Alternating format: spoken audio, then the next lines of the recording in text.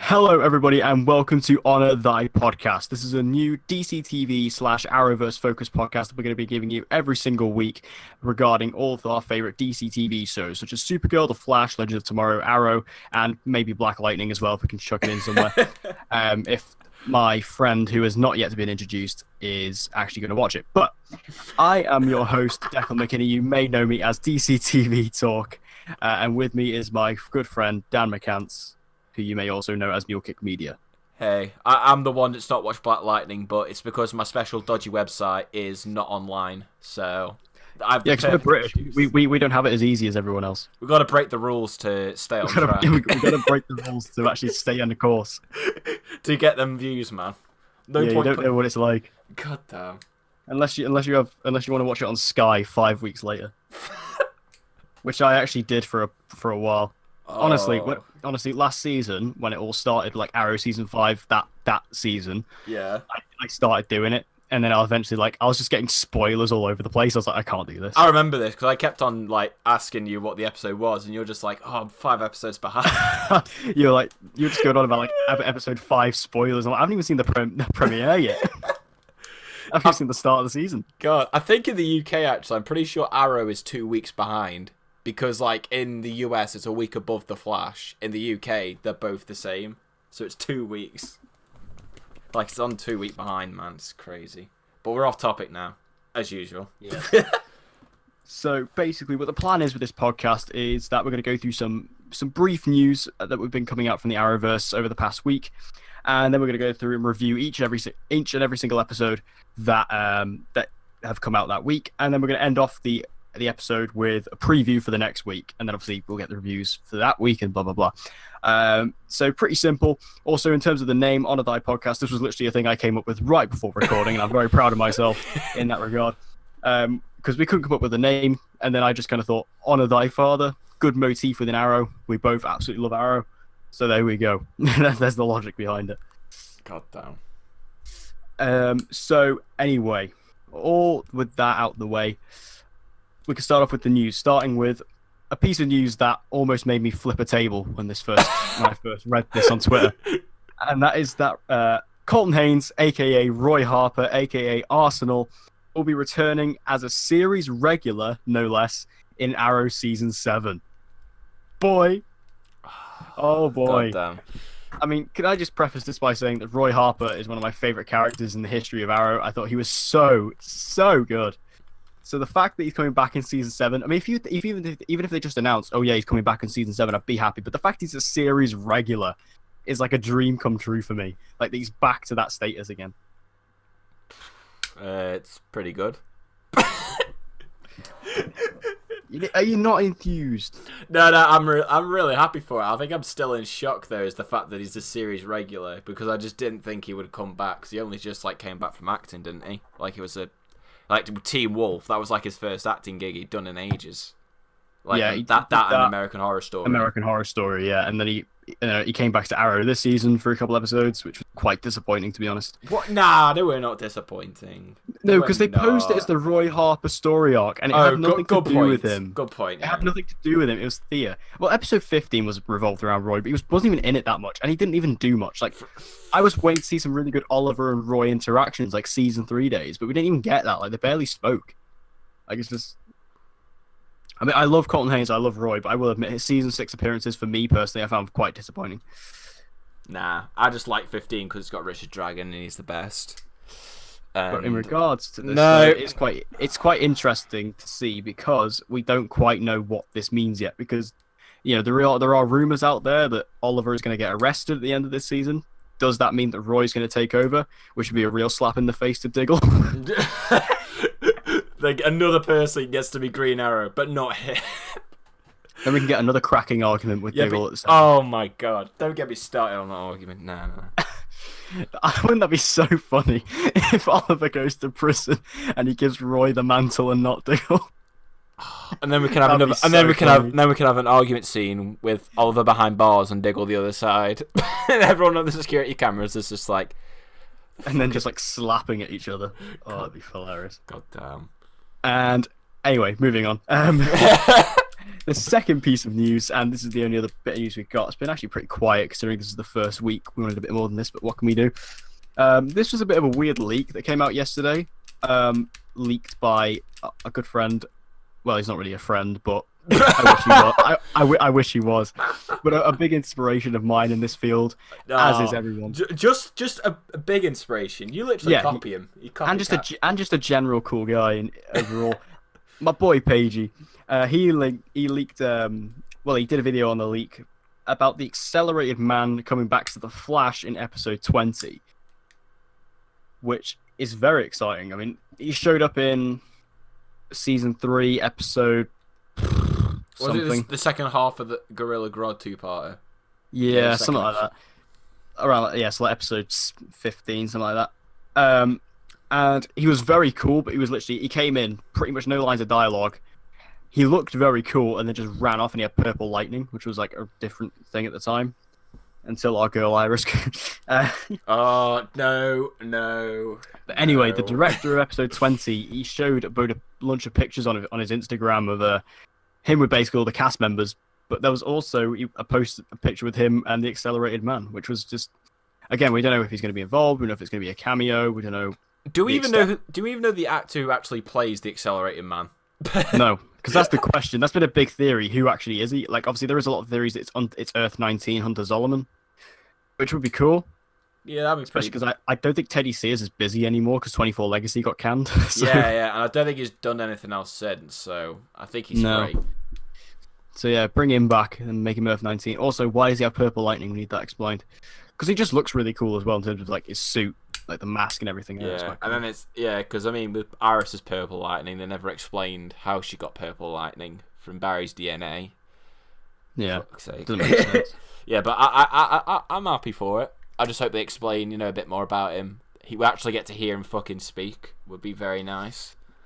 Yeah, and then hopefully I mean, a lot of people are saying that the photo does look like Teddy Sears, like it does look like him. But I don't know if I think we'd have a bit more concrete on that. I think it'd be like, it definitely is him. You know what I mean? If we saw it. So I don't know. We'll have to wait and see with the episode. It's like 2 weeks away, so we'll have to wait and see.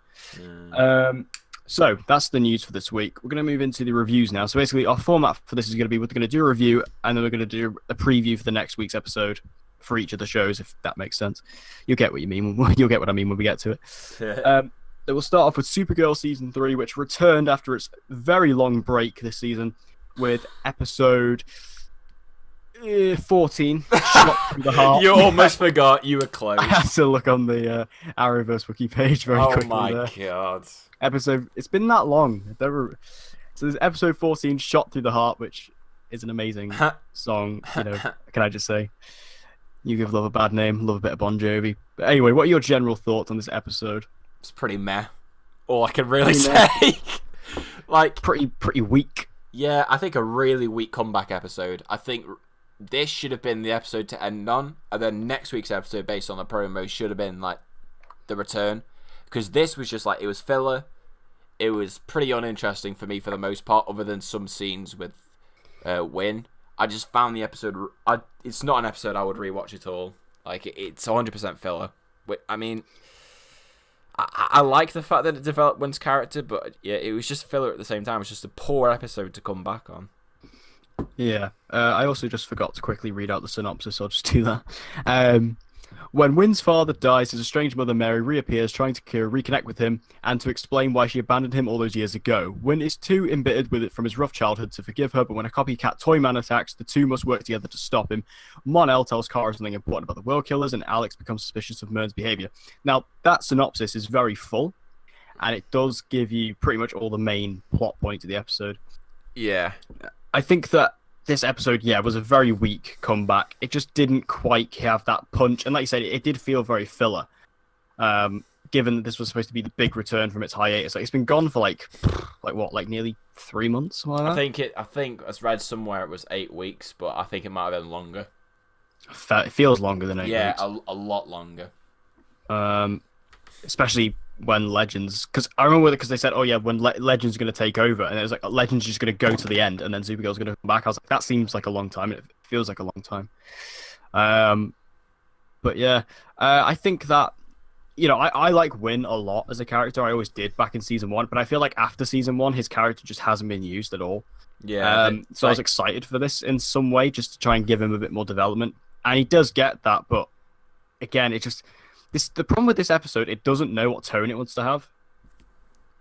Yeah, it was all over the place. Like, because like there are some elements that are really dark and like really quite sad and tragic, and some really emotional parts too. And then you have the fucking main villain. Who was just a cartoon.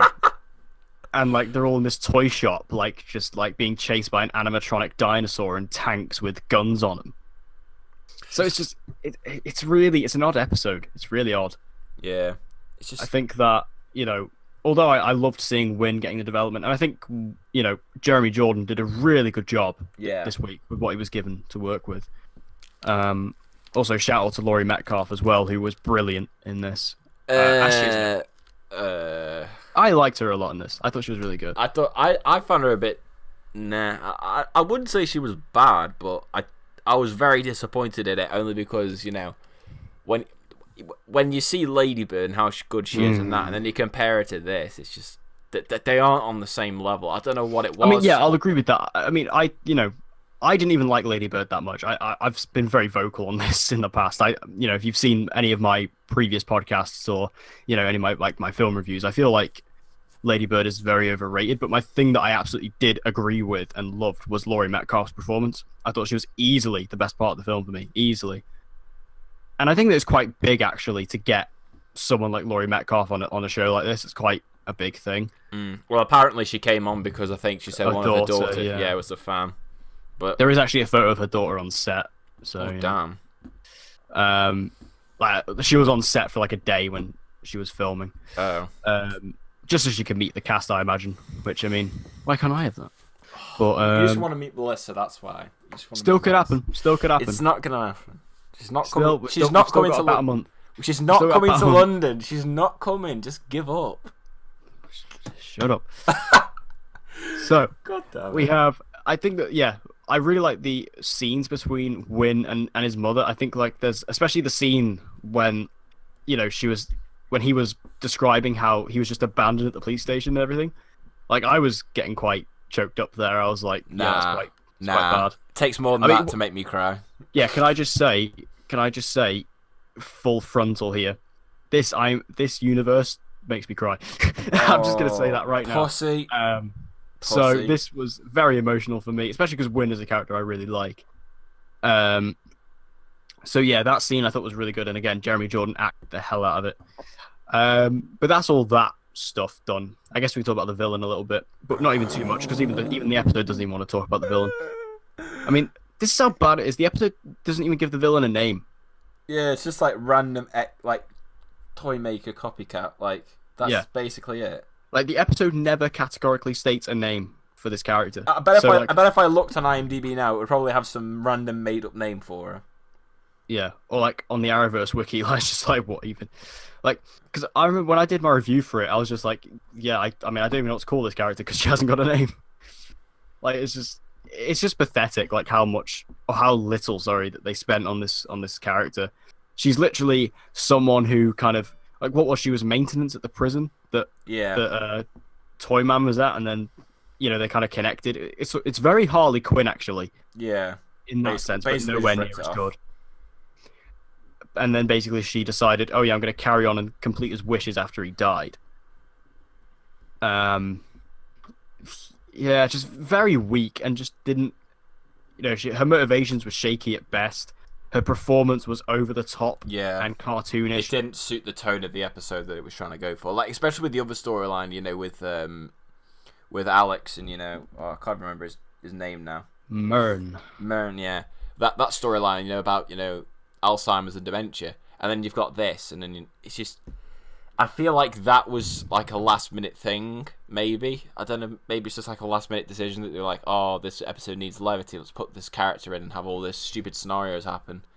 That's one thing that annoys me about Supergirl sometimes, is that sometimes they like force a villain into it. Sometimes Flash does this a little bit as well, where like they'll just like force a villain like of the week type thing into it, which kind of annoys me. Like you don't always need a villain. Like you can just have a problem and have it resolved. Like Legends is good with that. Legends, like can just deal with what it needs to deal with without having a villain. And like Arrow is quite, because Arrow normally just focuses on its main villain, so it's Supergirl and Flash are mostly responsible for this. But it's really annoying when it just shoehorns a villain in there just to have a villain. It's like you don't need one all the time. Well, at least that's the way I see it. Yeah, I've just looked at IMDb. Apparently, her name was Jacqueline Nimble. That's never stated. I know. And I was like, I saw that name and I was like, what?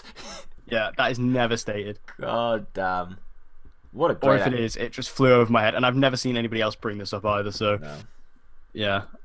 What a great. What about that other storyline that the Alex, John, and Myrn storyline, which again was quite more of like an emotional thing. I mean, Myrn Jones has been a weird character this season. Yeah, it's like they've tried to make him like this comedic relief, and then all of a sudden they're bringing in this weird storyline, and then he's like, "Oh no, you can't tell fucking John about it," and it's like, I don't know. I think I'm interested by it, but I just feel like they haven't known what to do with Myrn's character. In which direction they want to take him. He's been like really out of place as well, because like Jean as a character on Supergirl has literally he's never been given enough screen time. No, considering he's Martian Manhunter, he's never been given the screen time he deserves. So the fact that they're trying to give him another character to like look after when Jean hasn't had enough development himself, it feels like a bit out of place, and it doesn't feel like they perhaps. Or like that character necessarily deserves a kind of like its own side character, if you get me. Yeah. Because they don't really know what to do with Jean. I thought they were going to do a lot with Jean this season, especially when it was like, after episode 3 of this season when they went to Mars, and I was like, and they brought back Miss Martian. I was like, yeah, this is good. But I honestly feel like Jean should just go back to Mars. I really do. Because it's just like, even when it gets to the crossover, like he's never involved in the cross. When he'd be like a pretty powerful guy to have, it'd be like, yeah, it's just shit. Yeah. Anyway, this episode not great. Yeah, not great. Just not great. Definitely one of the worst of the season, easily. Okay, so we can do a preview for next week's episode of Supergirl, which is entitled "In Search of Lost Time," which they've released the synopsis and the promo, which is all well and good. Just give me a sec. Oh my god. What an absolute fail. Here we go. I've got it. The professionalism. Right. So, Myrn inadvertently causes panic disturbances at the DEO. Supergirl must work with Jean to contain the chaos. Mon-El begins training with Kara in fighting techniques he's learned in the future. So that's quite vague. And we've also seen the promo. Now, I think the big thing, like the big talking point with this is that Mon-El is finally getting his suit. Finally. But he's got... I mean, we've known this has been happening for a long time. Because the CW released that mid-season promo a while ago. Yeah. Which had it in it. I mean, we see it in action in the promo. It looks pretty good. Looks pretty bright and colourful in comparison. It's better than the suit he's got now. Yeah, way better than the one he's got now, which is basically just all black uniform. But as is all the Legion. Basically just X-Men ripoffs. Yeah. I mean, it is obviously very much like Superman's design, but recoloured. Like the colours swapped. Yeah. So basically he's going to be teaching Kara, which I find a little ironic. Yeah, I mean, like, most of this season, I'm going to say now, he's been useless. So now he's going to be like, oh, look at all this stuff I learned. And it's like, well, what about fucking episode 10 when you walked up to Rain, when you could have used fucking super speed or just, like, use anything else? It's just, I don't know. Literally anything. Anything other than fucking running up to her. Like even in episode 14, when I thought, where he fights the dinosaur, I was like, he actually, like, that was the first time ever I was like, oh, he actually can fight. I was like, we've never seen this before. Maybe. And he was actually pretty good at what he was doing, but it's just like, that's the only time we've ever seen it, and now all of a sudden he's training Kara. It's like, Bit hypocritical.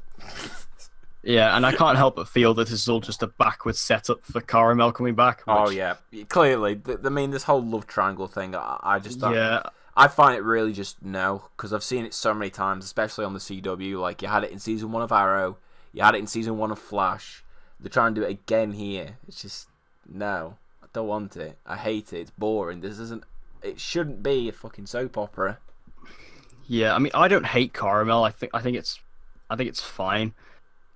And I think, the added chemistry of Melissa Benoist and Chris Wood, who are, of course, together in real life, adds to it, but... I mean, the fact that this is just like it's like so obviously shoehorning it in like this weird way, especially over the past couple episodes when you've been seeing them like kind of having like these conversations To away cause by drama. themselves. It's all just to cause drama, man. It's just Yeah, and we know like the Saturn girl, because I mean I doubt the Legion is going to go any further than this season. I heavily doubt that. I don't think so. You know, because it would be like the JSA on Legends. Like they were never going to last past season 2. No. They didn't. It's the same thing with the Legion. I just think, you know, it's all just a setup for Caramel, and we know they'll get back together at some point, probably by the end of the season, most likely. So there's also Mern's kind of going to be causing some shit, and that's basically based on the promo. It seems like he's just having a bit of a mind freak out, where he's kind of his powers are just kind of messing everything up. I mean, yeah, again, it's just kind of like a threat for them to take on. But it just seems like I don't know what's going on, because in the promo there's like all these aliens. I guess all of the prisoners of the DEO break out, I suppose. I guess so, yeah, based on what we see in the promo, but I don't know. It's a bit vague in places, like a bit confusing as well. You know, when you're trying to align the synopsis with the promo. Yeah, because the promo goes very quick, especially with all the shots. But I think what we can infer is that they do break out, and then again they just have to fight it. So this seems to be like a very sort of contained episode. I assume what it's going to be is the first half is going to be the Mon-El training her, and then the second half is going to be kind of like cleaning up the DEO. Yeah, and her using what she's learned from them. Yeah. But most of all, I mean, I think this episode will be okay. It looks all right. I'm mainly just excited to see. Oh, also, yeah, actually, Pestilence is meant to be in this one, isn't she? That's actually Completely forgot. Completely forgot. Yeah, so Pestilence is supposed to be introduced here, and apparently, oh yeah, also we've missed out loads of stuff. In episode 14, we found out that Pestilence actually evolves into Blight, which is the big Legion villain from the future. That's one thing I don't get. Why was that such a big secret to Mon-El? Yeah, why did they have to keep that from him? Once again, to cause drama. I mean, they argue the fact that that it would be hard for him to come back to this time period because of where Kara is placed. But it's like, I'm sure if he was so dedicated to the Legion, like he said he was, he would have come back. Like, yeah, that was really weird to me. Just making stupid decisions as usual. Yeah, I just think like it was a stupid thing, a very underwhelming reveal. It's like, oh yeah, there's this big secret to Mon-El. It's just like, that is probably something you should tell your leader about. But I guess not. Cut down. So yeah, I think this episode's going to be okay. It'll be interesting to see what they actually do with Pestilence and what have you. Rain's kind of been MIA for a while now. She was literally only in like the last 10 seconds of last episode. Like, yeah. God damn. It wasn't even Rain. It was Samantha. So it's just, so it's just, Rain's been gone. Now, I think one thing I also just want to quickly discuss is the unenthusiasm and unpopularity of Supergirl now. Yeah. Like, I don't know if you've noticed this, but people just don't care anymore. Like, yeah, I've seen very little layout on Twitter, like people talking about just it. Don't care about I blame this on the hiatus, because literally what happens when you have a break that long, people just lose interest and people forget about it. And I was talking to like a few other DC TV YouTubers, and we were all saying our reviews for that episode just didn't do well because people just didn't care.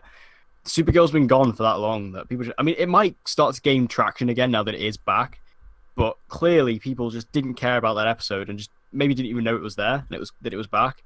So yeah, basically my advice is if you're any other of the DC TV shows, just don't do that again. Just give up on Supergirl. What were the viewers like? Do we know? From what I last checked, I think it was 1.91 million. So it went down a bit, but that's expected because it was on such a big break. Yeah, that's not too bad. Yeah. Anyway, let's move on to The Flash Season 4, Episode 18, entitled Lose Yourself, which was obviously... What's with these song references this week? I don't know. I mean, I've just noticed that now. I mean, I'm not blaming him because, I mean, Lose Yourself is a good song by Eminem, but it's an absolute tune. A bit confusing as to why that was like. Yeah. Anyway, when Barry and Team Flash find a way to enter the Thinker's lair, Ralph considers. Bloody hell, Paige! You had to like zoom up midway through my reading of the synopsis. Ralph considers crossing a dangerous line to defeat DeVoe. Meanwhile, Joe is concerned by Harry's recent behavior. I was very excited about this episode. This was the one I was most excited for this week. Which is weird because that never happens to the me dragon. in Flash. The dragon was Shut the up, most we'll get hyped. to it in a minute. The dragon was the most hyped. We'll get to it in a minute. We're gonna have. It's probably gonna get a bit heated in this podcast. Give it in about 20 minutes time. Oh yes. But anyway, forget about that. We'll get to that in a minute. Focus on Flash. So, this episode for me was the most anticipated of the week, besides Black Lightning. But we're not talking about that because Mister hasn't watched it. But can I just say, Black Lightning is amazing, and it is amazing. The finale is incredible. My review's going up tonight. Just saying. Maybe tomorrow. No self-promotion. No self-promotion here. Maybe tomorrow. Anyway. So what are your overall thoughts on this episode? I'm going to make a bold statement here. Oh. Best episode of the season. Whoa. Like, I thought it was really good. I really like what they did with Ralph and Barry this episode. I think the fact that everyone who hated Ralph at least felt some sympathy for him with what happened to him in this episode. Like, because I know people that hate Ralph, like, hate him as a character, but even they admitted that, like, him in this episode was really good. And, like, him and Barry, the whole dynamic of Ralph, you know, wanting to kill DeVoe, and Barry not wanting to do it because he's, like, using the excuse of, oh, we don't go into kill, which is complete BS, but I'm not going to bother going into that. But I just thought the whole episode in itself was really good. And I just thought as an episode, it really progressed the season, and it did it a lot more than I actually thought it would have done, to be honest. Like, because the Flash the past few weeks, I've just kind of lost faith in it. You know what I mean? You had episode 15 Flash Time, which was great. Then you had Run Iris Run, which I didn't like. Then we had last episode, which was the Kevin Smith one, which I didn't like. So I really didn't think much was going to happen in this episode, but by the end of it, a lot happened. Like, I really liked it. For me, it is the best episode of the season. Yeah, I think it definitely... I don't know if it is my favourite yet. I haven't really thought about that yet. I think that there are kind of a couple others as well that could kind of... I think episode 7 was great. I think 15 was also great. But yeah, this is definitely one of the best, easily. I think with this episode, what was really good about it is that the stakes were there. Yeah, the stakes and what happened in the episode. There was consequences to the actions that Team Flash took and stuff like that. Like, there was some really clever moments in it. Like, I quite like the fact that DeVoe used like a hologram when they first entered the dimension. Because obviously this was a cool way that we all kind of knew was coming when we knew that Folded Man was in this episode, who is the last boss meta we needed to meet. And obviously they did change it in this. So basically, normally in the comics he can go into the 2nd and 4th dimensions, but in this he can just go into pocket dimensions, which is the same thing DeVoe can do. So we kind of, when we found that out, I was like, oh, well, they're going to use him, aren't they? And basically, DeVoe tricks him, and then DeVoe goes into Star Labs, which I thought was quite cool, because we had like all the metahumans, like all the main metahumans going into DeVoe's lair, and then we had all the kind of non-metahumans fighting the real DeVoe. But that was really cool. Like, can I just say, Joe is a badass. Yeah, he is the badass. He is. The way he just came in with the head of the samurai, like, how did you get that? Like, what a guy. But yeah, I think the relationship between Barry and Ralph was really... Because Barry and Ralph have always had a very competitive relationship, of course, and a very rocky road. But, I mean, yeah, I felt bad for Ralph, especially when he was actually right. Yeah. Like, he would, like, you know, he was totally in the right, because Barry has been so obnoxious this season. I'm sorry, but he has. Like, he's just been very poorly written, and I don't know what's going on, because he was supposed to... Because this feels like season 3 Barry again. Yeah, it's like, just dumb. Just, like, dumb and obnoxious. And I thought that's what we were avoiding this season when he came out of the Speed Force, and he was all fresh, and he had all this knowledge and what have you. It's like, I just don't get that at all. Especially, like, in episode... What was it? Episode 14? Subject 9, when... You know, with Izzy Bowen, like, he was just really annoying in that episode, and he's like that again here. Yeah. I don't know what's going on with Barry. We don't kill. We don't go to kill. Like, even Oliver's given up at this point. Like, come on, mate. God damn. But I think that, obviously, I guess we could talk about Ralph's death. Like, again, I think we all kind of expected it. We all kind of thought Ralph was going to die. But, I mean, we all know he's coming back, so who cares? He's in the finale, so yeah. I mean, we don't know to what extent, like, because we've actually seen set photos of Fat Ralph from episode 4 when we first meet him, but we've also seen Elongated Man. So I don't quite know what's going on there. We've also seen like 2 elongated men, so I don't actually know what's going on with these set photos in the finale. The finale seems to be really crazy, but I guess we'll have to wait and see with that. But Ralph's death was definitely emotional, and you can see that actually really impacted Barry as well. When he's there like cleaning out his apartment, his office, sorry. That was really quite sad. Yeah.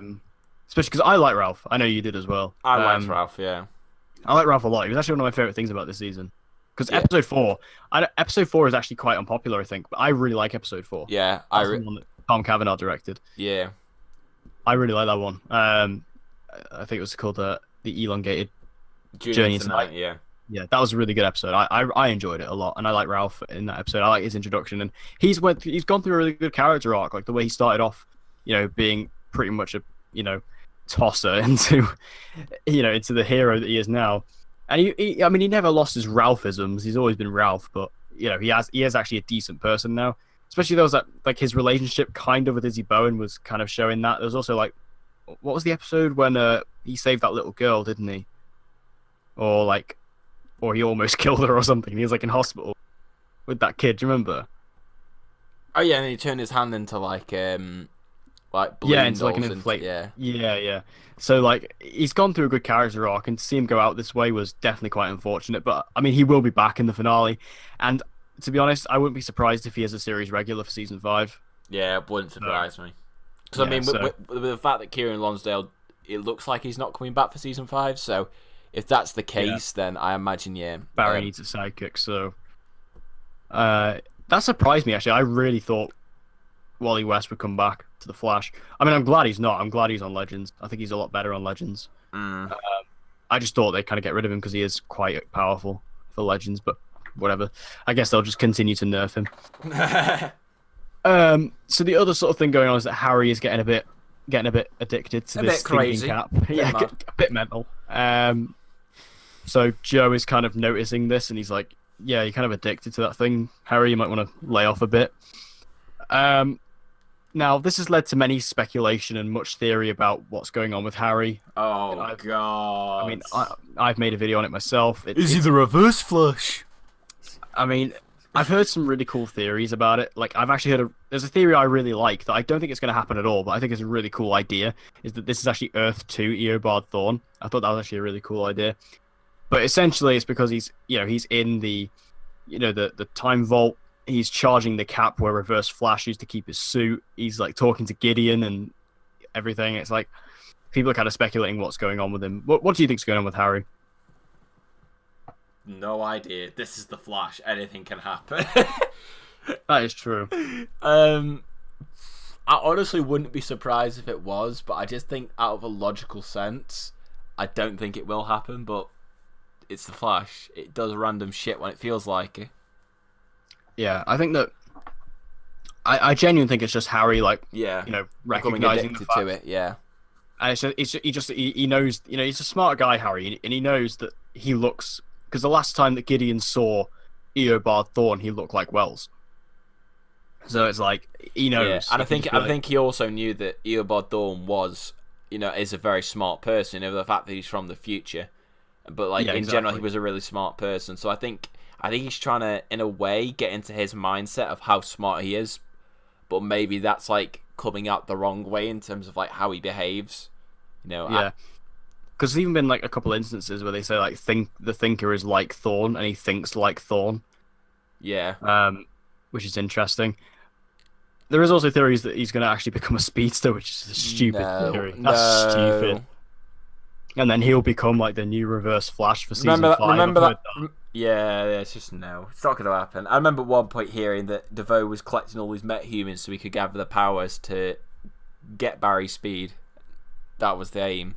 And then I'm just like, no. That was Zoom's plan in season 2. They're not going to copy that, but I think the Reverse Flash may play a role this season, in one episode. I think he may show up. I mean, although it is getting quite late, so who knows?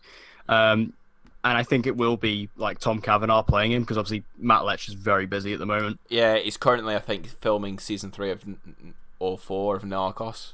Narcos, so, he's a series regular on that now. So. Yeah, so he'll be busy on that, yeah. I mean, they could maybe get him back for one episode, but I doubt that. Especially if they've got Tom Cavanaugh, then Yeah, because the big problem is that they're actually filming that on location in New Mexico, and obviously the CW show's shoot in Vancouver, so it's quite a big distance to travel. Yeah. So yeah, I think that this whole thing, I think it is literally just Harry using his identity as a way to trick Gideon and to help him kind of change this cap. I think the thinking cap is going to be a big player in defeating DeVoe, and who knows what happens to Harry. Maybe Harry will just. I don't even know what happens to Harry because I don't really know what's going to go on with him either. It's just Harry's going down like a weird sort of arc this season now. It's quite strange, but I am very interested to see how this goes on and how this actually affects DeVoe. Yeah. And boy, oh boy, can we talk about the fact that Neil Sandilands is back. The god, the man himself. He's back. We waited God knows how long, but he's actually back. He's back. And it's just like, I mean, this is something, because Neil Sandilands, he was the reason The Thinker was so good. Yeah, he was. Like, he's so good in that role. Like, he just has this really calm, but like really smart and like quite scary tone to his voice. And the way he acts, it's really cool. And none of the other actors who have played DeVoe at this point have managed to match that. I think Dominic, the first guy who played DeVoe after him, was quite good in kind of copying Neil Sandilands, but he wasn't Neil. Nah, I didn't think he was that good, to be honest. Yeah, I mean, I did hear a lot of divisive opinions on him. I thought he was quite good in terms of like copying him, but none of them have been Neil. So to have Neil back is just amazing. Like and it's quite obvious now looking back on it that this is what he was going to do. Like when he got Ralph, he was just going to because that was quite obvious because it was kind of foreshadowed earlier on. Yeah. But yeah, it's so good to have him back. Yeah, and he's got that snazzy new haircut as well, so he looks. He has, better. Yeah. He's giving us a bit of a haircut. He's using Ralph's abilities to his advantage here. God, what a guy. So yeah, I think Lose Yourself was a great episode of The Flash, like absolutely brilliant. And yeah, like I said, one of the best episodes of the season, definitely. Yeah, I just hope this kickstarts The Flash now into having like a really good last few episodes, because I think we could all agree that this is probably. I don't know if I'd say it's worse than season 3, but it's definitely not season 1, season 2 quality like this season. But I hope that with these last few episodes, they can at least like get it to that sort of quality, of those first 2 seasons. We know I think it's final 5 episodes we got left now, so I hope that's the case because I do want it to end on a high. Yeah. So let's take a look at episode 19 of The Flash, which is titled Fury Rogue, and the synopsis is: when Barry needs help transporting a dangerous meta, he calls on a new friend for help, Leo Snart, aka Citizen Cold. Meanwhile, Cisco becomes suspicious of Harry. So I'll start off with the bottom of the synopsis there, just to get out of the way. It's the exact same. It's the exact same.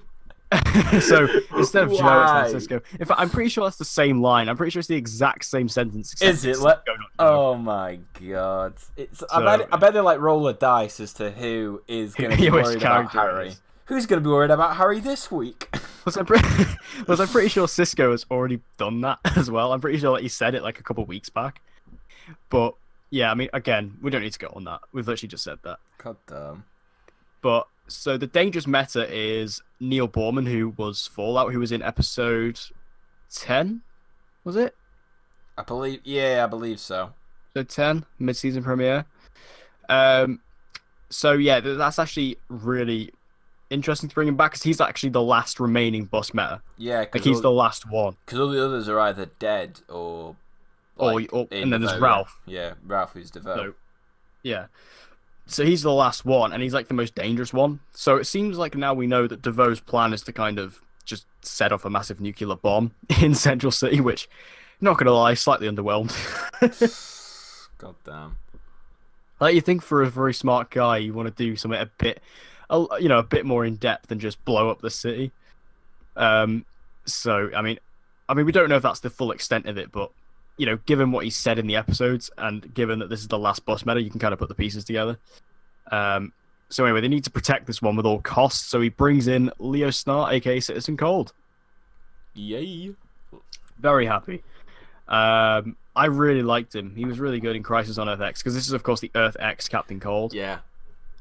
Very, very cool. Yeah, because I liked him on that, and I liked him on Legends as well. Like, it was cool to have him like on that short skint that he had there. I thought it was good. I really do like it. I just like it because it's so different to Yeah, it's very different. Yeah.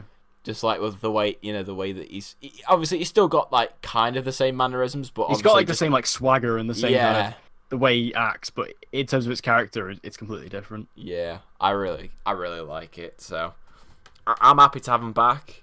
I hope they give him a lot to do in the episode, obviously, because I think from what I've read, it's supposed to be like Wentworth Mills' last episode, apparently. Yes, it is. Yeah. So I hope that just do something good with him and give him a good like final episode. Like I like the fact that this version of Captain Cold is like a dead to rights hero. Like he's literally like he works for the freedom fighters, Earth X, and because it seems like based on the promo, we're going to be getting like a quick little snippet of Earth X again, and he's going to be like fighting, like he's going to be on a mission when we see him. Yeah. Which I'm really happy to see. I love Earth X. I thought it was really cool. So I really want to see him on a mission. I actually really want a freedom fighter show. I'm not going to lie. Yeah, I really like a live action one that actually ties into the world, not that crappy animated one by Mark Guggenheim that's not in continuity. Yeah, because I think they were so cool. Because I really like all the Earth X. Like we'd actually get to see the Ray, and we get to see like perhaps other heroes, like other Earth X heroes, and I actually really like the Earth X Win as well. I thought he was really cool. I thought it was like a really different version. Yeah. But I'm happy to see this version back, and he's just really cool and different and unique. Yeah. Can I also point out as well, Black Siren from Earth X is in this episode as well, which makes me very happy. Yeah, so obviously, I mean, Katie Cassidy's in Vancouver all the time because she's obviously on Arrow, so you might as well get her over. I remember I saw photos leaked like an hour before this news came out. I saw like the promo photos, and I saw Black Siren. I was like, because she looks exactly the same. Yeah, like she looks exactly the same, and I was like, that's a bit weird. Why is she in this episode? And then they've announced that this is actually Earth X Laurel. Very cool, actually. Very cool. Yeah, especially because she's wearing the suit, and she hasn't worn it for ages in Arrow. Like, I think like episode was it like episode 12 when she last wore it? Like, I don't know why, because I love the costume, but yeah, it's a good suit. I'm happy that she's back because she was in the Flash beforehand. Like, and funny enough, the debut episode of Black Siren, which was 22 of season 2. So yeah, it's nice to see her back. I hope that I'm just interested in what they do with her, how different she will be compared to, the Black Siren from Earth 2. Like, I imagine this will be like a fully villain version of Laurel. She seems to be working with them. Yeah, she seems to be working with them. Like, she's holding like Citizen Cole's like cold gun and just I think she'll be like a full villain version, and I think that's what they'll probably do is like show, like kind of be like a vision of what Earth 2 Laurel could be. So they're gonna use like Earth X Black Siren to be that. That's what I think they'll probably do. So you think she's gonna be a full villain? Yeah, full villain. See, I think she's gonna be a hero. I think she might be a freedom fighter, which would be because I don't see why she'd be in the episode if she wasn't. Yeah, but why has she got a cold gun, and why is she like behind Siska, like Caitlin and Joe with handcuffs on them? Yeah, I guess so. Yeah. Oh yeah, I forgot about that. Oh my god, this man forgets. This man forgets everything. Forgot about that photo.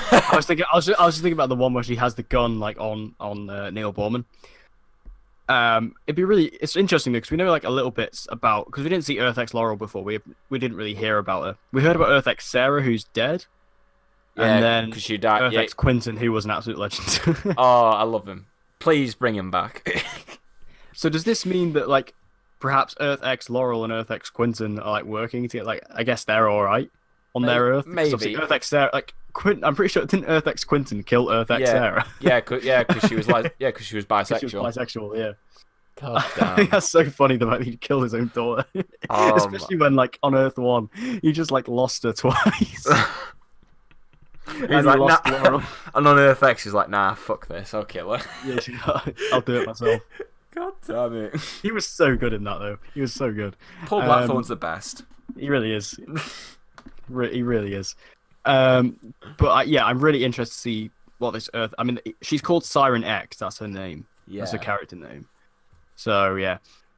Which I guess you could argue that the fact that this is Black Siren, like, not Black Canary X, I guess you could argue that, be evil. So yeah, I think this episode looks interesting, and I think it's gonna be. I don't think this episode's gonna be filler. It's gonna be it actually has got some progression there, and it has got a bit more going on with Harry. So yeah, and it's just cool. I love when we delve into the multiverse a bit more. Yeah, and it's always good to see it because Like Yeah. that was one of my favorite bits of season 2, like the multiverse stuff. So the fact that they're at least bringing it back for this episode, I really like. Yeah, I really want to see like some more stuff in season 5. Hopefully, if we can get that. I really want to see like a full-on Earth 3 episode because Earth 3 looks really cool. Yeah. It's just dead bright and colourful. So, Oh yeah. now it's time where it may get a bit heated over here. Ooh. And it's quite good for our first episode to have a real divisive kind of opinion where I'm on one side and Dan's on the other completely. So, Arrow, Season 6, Episode 19, The Dragon. So let's just read the synopsis and get that out of the way. Looking to expand his empire, Diaz and Laurel meet with the Quadrant, a coalition of mafia families who run national organized crime. Meanwhile, after Oliver's recent decision, Felicity and Curtis double their efforts on building Helix Dynamics. Right, should we just get the Felicity thing out of the way? Yeah, 'cause it's the only thing we agree on. Yeah. So that whole point of the episode was pointless. It was stupid. It was just a way to have some stuff away from Diaz. It was just silly. Yeah, the thing is, it didn't even revolve that much around Helix Dynamics. Like, the 3 scenes of it were literally, the first scene was them bickering about new Team Arrow, original Team Arrow. The second scene was Felicity worrying about Oliver. And then the third scene was just an overdramatic and pointless scene of Felicity and Oliver. That was literally it. It had nothing to do with Helix Dynamics. No. Like, it's pointless. Absolutely pointless. Anyway, that's out of the way. Right. let's get back to basic. Right. So basically, this episode has been very divisive among the DC TV community, and this is quite good because me and Dan are on opposite ends of the spectrum completely. I wasn't the biggest fan of this episode, whereas Dan absolutely loved it. Now, seeing as I'm the gentleman of the group, I'm going to let you go first. Oh, good. All right. This episode needed to happen. All right. I understand the criticism of this episode being a tad bit too late, but the thing is, can't change that. Can't go slotting around episodes. All right. The fact that we got it, it's a great episode by itself, and I don't think its placement in the season should take away from its quality. It shouldn't, especially when it's this good, because it gave us development for Ricardo Diaz, which everyone's been bitching and moaning about, including myself, and it was great because we learned more about his character. We learned a bit more about him in prison, and how he was bullied, and how he had nothing, and how he had to work for everything that he's ever managed to achieve, and all that stuff. I'm still a bit confused about the whole prison thing that they mentioned on the character bio when he was casted. They still haven't mentioned that, so I hope that comes up if it does. But with what they did with him, I thought was really good. He was just awesome in the whole episode. Kirk Acevedo, great. I'm not just saying that because he follows me on Twitter. He actually is good. He's really good. I love him as Ricardo Diaz, and he was just awesome. Black Sarah as well in the episode was amazing. As always, I love her as a character. Those two, for me, are by far the two best villains of the season, without a shadow of a doubt. And just seeing them... Man, how dare you? Man got shot, irrelevant. Man got shot. That's genuinely my favourite meme ever. If you don't know what we're talking about, there's a character in Arrow Season 6 who was part of the criminal cabal who no one knows the name of. And had barely any lines. He was called Mr. Sheck. And he died in episode 12 when Vigilante killed him. And because his name's Mr. Sheck, of course, all of us most likely British people remind us of Big Shaq, the wonderful rapper from Fire in the Booth. And oh my god! So now every time I see the clip of him get shot, I can only think of Man Got Shot. Man Got Shot. Brilliant. I genuinely me and Dan actually had a plan to make a music video for this. I genuinely want to do that one day. It'd be so funny. God damn. They need to. I think we should have made a music video for that though. It's a great actually should. song. I'll do it for 2,000 subscribers. 2,000 subs. We'll do Big Man. Man Got Shot. Man Got No Shot. promises. Featuring Anyway, Big Shaq. Carry on. I just carry on. I just wanted to defend Shaq for a bit. But basically, just like what I said, I like those parts. I think the idea of the quadrant is cool because I saw someone mention this to me as well.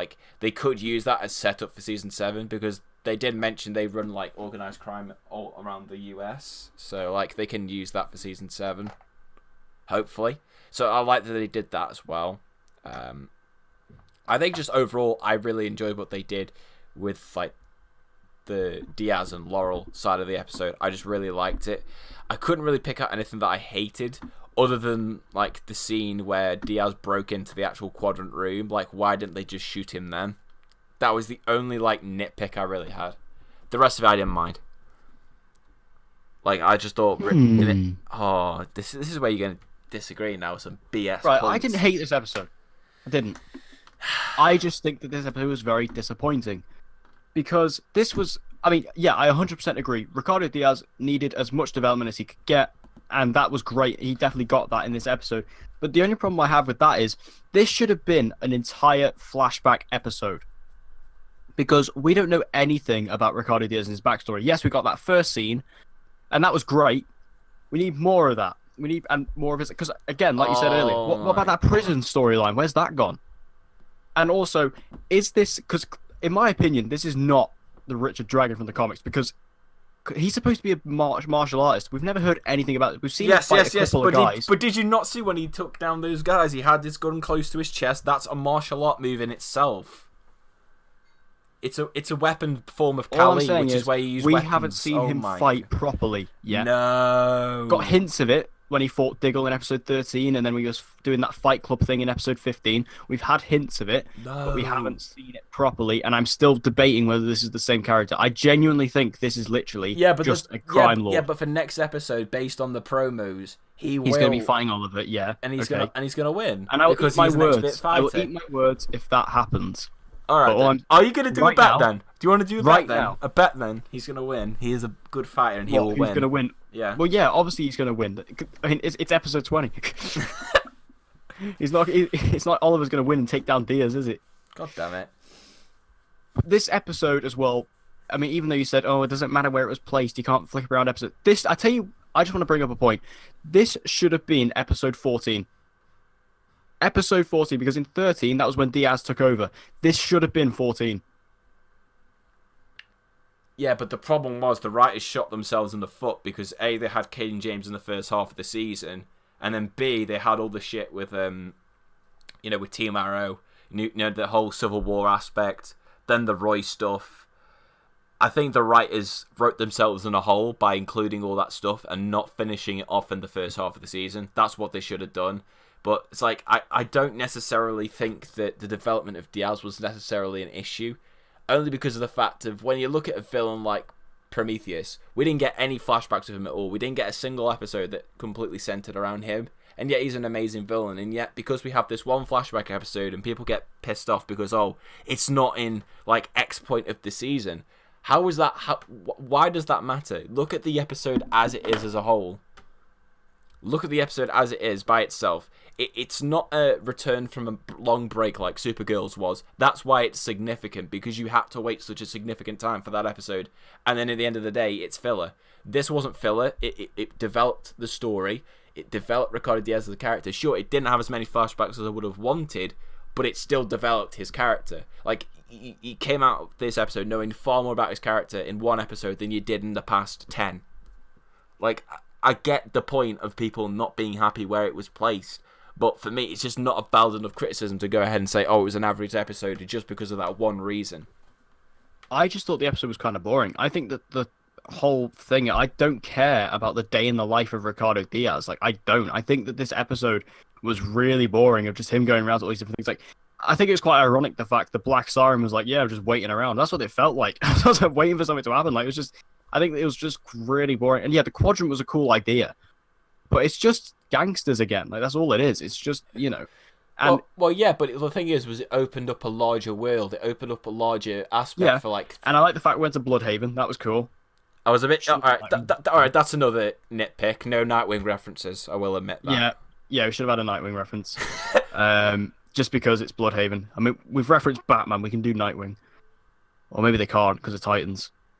Who knows? But I'm sure they can do references. Yeah, I mean, this episode for me, I just think that... I mean, I love Kirk Acevedo. And I love Ricardo Diaz as a character.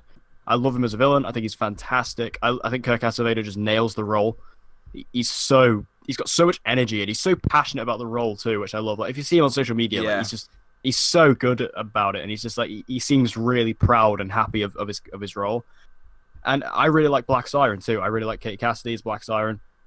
You know, I really think Katie Cassidy has stepped up a lot more as Black Siren, and I really like her this season. I liked her in season 5 as well. I think that, you know, having just those two as the main characters was interesting and a cool perspective to go through. But I just don't think the episode was that entertaining, and I don't think it was the right thing to focus on, especially this late on in the season. No. No, I just really enjoyed it. Like, I didn't find it boring. Like, I just don't know. I don't know. I didn't find it boring at all. I didn't find myself bored because because obviously from the very like opening scene, with Ricardo Diaz going to the quadrant and like punching that mirror, like from that moment on, I was hooked. So even though yes, in those scenes there's not like a lot going on, I was still interested because it's set up in that scene that Ricardo Diaz can just flip like a switch. So that was why I was watching. And maybe that was because other people don't have the same feeling, but for me, I was drawn to it because I found Ricardo Diaz so unpredictable in the episode that I wanted to see what he would do and how he would react to stuff. Anyway, looking at the preview for next week's episode of Arrow, which is episode 20, called Shifting Allegiances, we have the synopsis. Oliver turns to an old friend to help battle Diaz. Renee is out of hospital but has a hard time readjusting to life as Wild Dog, and Lance discovers something shocking about Black Siren. So, I think we can start off with Lance discovering shocking about Black Siren. This is quite obvious, I think. Just because based on the promo photos, we see him meeting Laurel and then Diaz showing up. Yeah.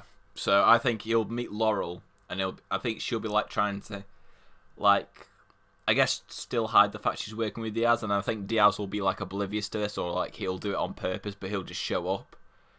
And then like I think, here's what I think, because you know the promo, like the actual promo for the episode, Lance has that opening line where he says, "You really expect me to think you're scared of a thug like Diaz?" I think that's to Black Siren. Talking to Laurel. And I think he's saying that to her after that scene that is in the promotional pictures. That's what I think it's going to be. He'll find out, and then she'll probably like be there trying to say, "Oh no, it's nothing," and then he'll probably like get a confession out of her that she's actually scared of him, which is the reason that she's still with him. This could be like a key turning point because, like, literally, the title of the episode. 19, I mean, the title of the episode is Shifting Alliances. Yeah, I mean, even like when you look at 19, like every time Diaz did something, she was really like quite terrified by it and quite taken aback by it. So I guess this is kind of the big turning point, and obviously, the episode's called Shifting Allegiances. The redemption arc's happening, boys. It's happening. I waited 20 episodes. It's finally happening. We'll see how it goes. Nah, it's gonna happen, mate. And then Quentin's gonna die. Well, that'll be episode 20, or maybe he dies at the end of this episode. I honestly don't have a clue. I really don't. Who knows? Okay, and then we also have Renee is out of the hospital. Now, he is having a hard time readjusting to life as Wild Dog, but the real question here is, does this change anything, though, Hoss? Does it change anything, Hoss? This changes everything, Hoss. I am waiting for that this line. Changes everything, Hoss. If I don't get another Hoss line by the end of the God. season, I will not be happy. Oh So yeah, I mean, Renee's been gone. I don't think any of us have missed him. I think the only episode he's been in was 18 when he was in like that hallucination by Oliver. Oh, I never brought this up to you. Right, in that episode when he's lying in the bed, why is he in his uniform? Oh yeah. It's so weird. I remember watching that. It just looks stupid. Like he's got the mask on and everything. It's like you go from Laurel in the bed like when she died to then just Wild Dog in his full costume. Like, is that how he is in the hospital now? God damn. The doctor's just treating him and he's there. So now that means that must mean everyone knows that Renee Ramirez is Wild Dog. God damn it. Oh man, that was so funny. So yeah, I guess. I mean, hopefully Renee's gone next season. I think he will be. Especially if he can't quite get back to being Wild Dog. I think he could be gone. I honestly don't have a clue. I would like all of New Team Arrow to leave.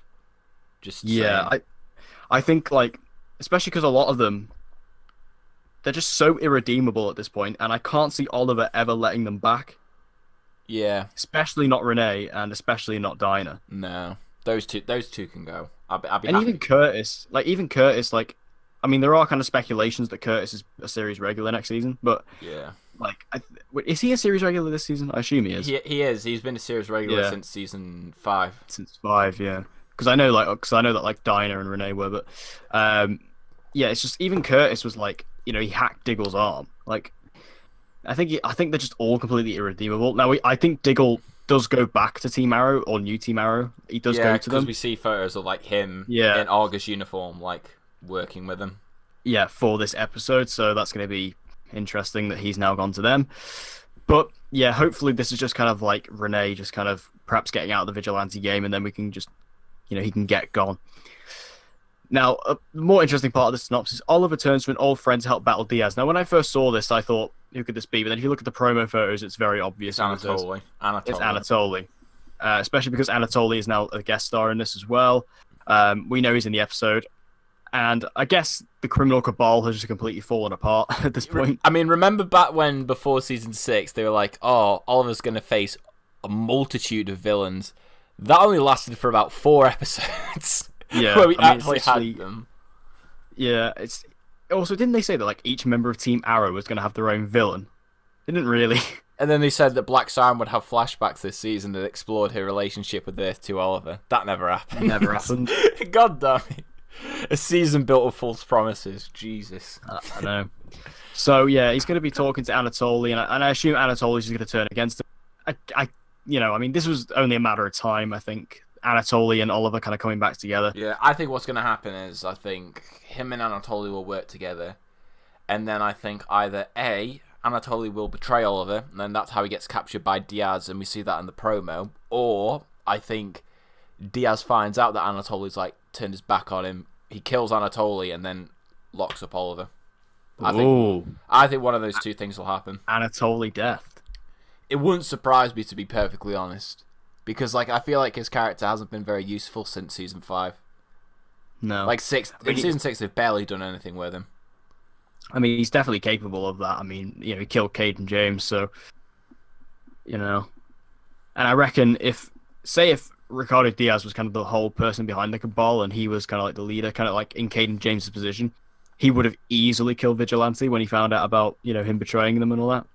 Yeah. So he's definitely capable of it. So yeah, it'd be interesting if they killed Anatoly. That'd be quite a sad death, though. I think Anatoly is he's been in the show since like what, season 2? Yeah, season 2. Like, he's a really awesome character. I love David Nichol. He's just really good in the role. Yeah. He's really fun and likable. And it's going to be nice seeing them working together again, because I really liked it in the season 5 flashbacks when they were like, together in Russia. I thought that was quite cool. Yeah, I do prefer them when they're like together, like with the friendship that they had, because it was just really cool to see. Yeah.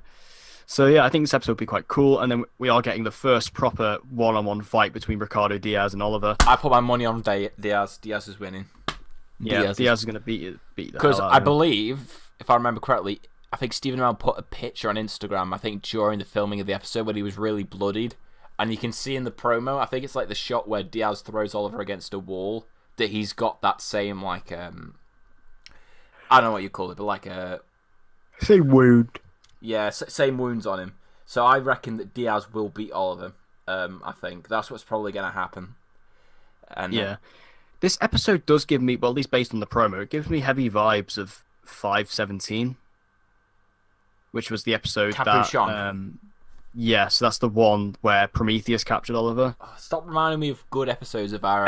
Arrow is not like that anymore. God damn it. But yeah, I think this episode will be quite good. It seems to have a lot more going on than the promo lets on. Yeah. The promo basically just shows it as like almost like a bottle episode, but it's not like that at all. No. So yeah, because we have like 2 other storylines going on. Yeah, but... I reckon. Yeah, that I think a lot's going to go down in this episode, and then obviously next episode, like 21, from the sounds of it, will be like a very like courtroom heavy episode, from what I can tell.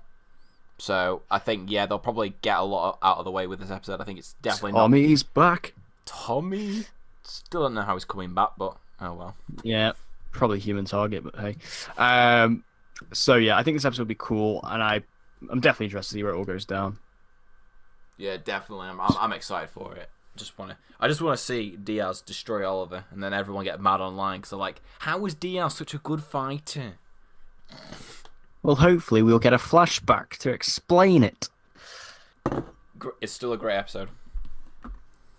Not. Yeah. Anyway, that was the first episode of Honor Thy Podcast. This is the new podcast. We're going to be doing this every single week, where we recap. It's basically a recap show where we recap all of the shows from the week, and then obviously preview the next. So it's going to be fun. I definitely had fun with this first episode, and we're going to be doing this every single week. So, I think we're going to start... When are we going to start filming these? Because this is like a...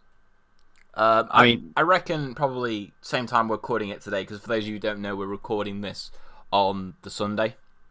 Only because on the previous format when we did after the credits, because we recorded it on a Thursday, and obviously Arrow airs in the UK on Friday morning, like really early. We couldn't review the Arrow episode of that week for obvious reasons. So we had to review the week prior, and it was just a bit confusing because you had to try and keep it all in your head. So I think this way, recording it on the Sunday, if we can still do it, it's just going to be a lot easier. And plus, it also means that there's a high chance we can actually get the video out before next week's set of episodes start rolling out. So that is the plan as far as I'm trying to get it to be. Yeah, it's kind of a way of making sure that we can get it as early as possible, and make sure we can actually review all the episodes. Because Arrow is a bit of a nightmare, because Thursday is like a perfect filming night for both of us, but Arrow is like a bit of a problem child in that regard. Yeah, why didn't they just keep Arrow I know.